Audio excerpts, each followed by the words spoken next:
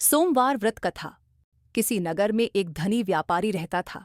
दूर दूर तक उसका व्यापार फैला हुआ था। नगर के सभी लोग उस व्यापारी का सम्मान करते थे। इतना सब कुछ संपन्न होने के बाद भी वह व्यापारी बहुत दुखी था, क्योंकि उसका कोई पुत्र नहीं था, जिस कारण अपने मृत्यु के पश्चात व्यापार के उत्तराधिकारी की चिंता उसे हमेशा सताती रहती थी। पुत्र प्राप्ति की इच्छा से व्यापारी प्रत्येक सोमवार भगवान शिव की व्रत पूजा किया करता था और शाम के समय शिव मंदिर में जाकर शिवजी के सामने घी का दीपक जलाया करता था। उसकी भक्ति देखकर मां पार्वती प्रसन्न हो गई और भगवान शिव से उस व्यापारी की मनोकामना पूर्ण करने का निवेदन किया। भगवान शिव बोले, इस संसार में सबको उसके कर्म के अनुसार फल की प्राप्ति होती है। जो प्राणी जैसा कर्म करते हैं उन्हें वैसा ही फल प्राप्त होता है। शिवजी द्वारा समझाने के बावजूद मां पार्वती नहीं मानी और उस व्यापारी की मनोकामना पूर्ति हेतु वे शिवजी से बार बार अनुरोध करती रही। अंततः माता के आग्रह को देखकर भगवान भोलेनाथ को उस व्यापारी को पुत्र प्राप्ति का वरदान देना पड़ा। वरदान देने के पश्चात भोलेनाथ मां पार्वती से बोले, आपके आग्रह पर मैंने पुत्र प्राप्ति का वरदान तो दे दिया, परंतु इसका यह पुत्र 16 वर्ष से अधिक समय तक जीवित नहीं रहेगा। उसी रात भगवान शिव उस व्यापारी के स्वप्न में आए और उसे पुत्र प्राप्ति का वरदान दिया और उसके पुत्र के 16 वर्ष तक जीवित रहने की भी बात बताई। भगवान के वरदान से व्यापारी को खुशी तो हुई, लेकिन पुत्र की अल्पायु की चिंता ने उस खुशी को नष्ट कर दिया। व्यापारी पहले की तरह सोमवार के दिन भगवान शिव का विधिवत व्रत करता रहा।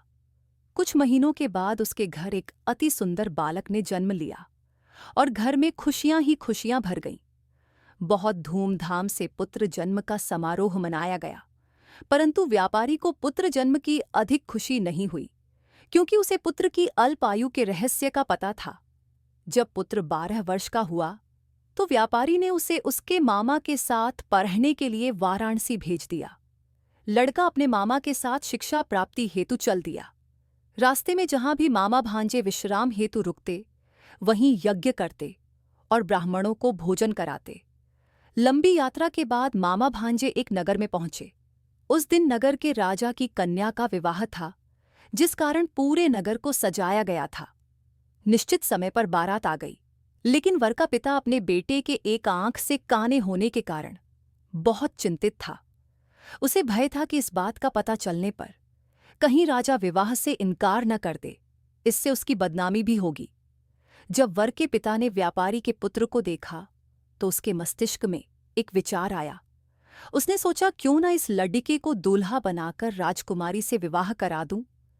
विवाह के बाद इसको धन देकर विदा कर दूंगा और राजकुमारी को अपने नगर ले जाऊंगा। वर के पिता ने लड़के के मामा से इस संबंध में बात की। मामा ने धन मिलने के लालच में वर के पिता की बात स्वीकार कर ली। लड़के को दूल्हे का वस्त्र पहनाकर राजकुमारी से विवाह कर दिया गया। राजा ने बहुत सारा धन देकर राजकुमारी को विदा किया। शादी के बाद लड़का जब राजकुमारी से साथ लौट रहा था तो वह सच नहीं छिपा सका और उसने राजकुमारी के ओढ़नी पर लिख दिया, राजकुमारी, तुम्हारा विवाह मेरे साथ हुआ था। मैं तो वाराणसी पढ़ने के लिए जा रहा हूं और अब तुम्हें जिस नवयुवक की पत्नी बनना पड़ेगा वह काना है।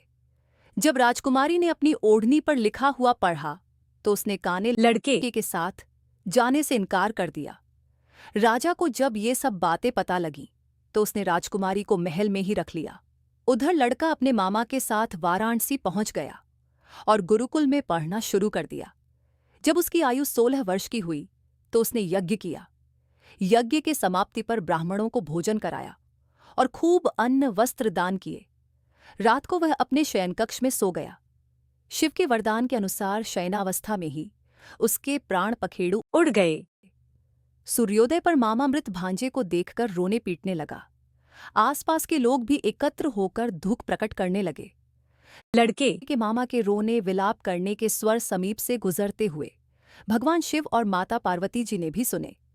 माता पार्वती ने भगवान से कहा, प्राणनाथ, मुझे इसके रोने के स्वर सहन नहीं हो रहे। आप इस व्यक्ति के कष्ट को अवश्य दूर करें।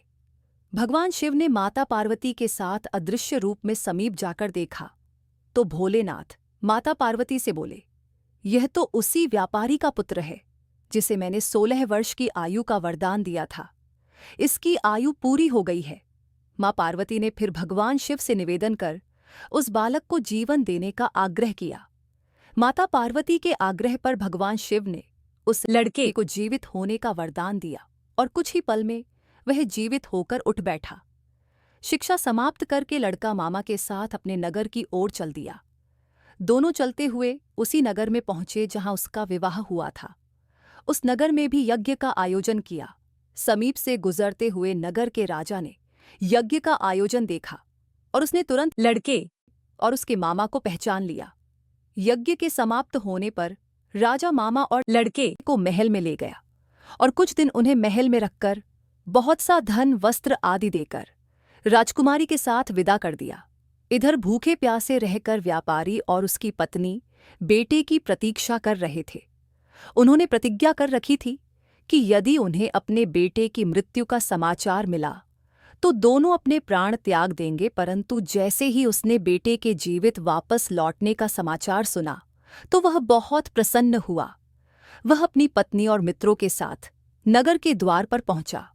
अपने बेटे के विवाह का समाचार सुनकर पुत्रवधू राजकुमारी को देखकर उसकी खुशी का ठिकाना न रहा।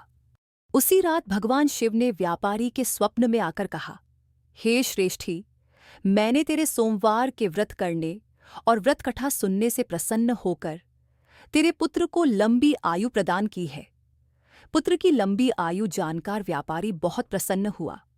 शिव भक्त होने तथा सोमवार का व्रत करने से व्यापारी की सभी मनोकामनाएं पूर्ण हुईं। इसी प्रकार जो भक्त सोमवार का विधिवत व्रत करते हैं और व्रत कथा सुनते हैं, उनकी सभी इच्छाएं पूरी होती हैं।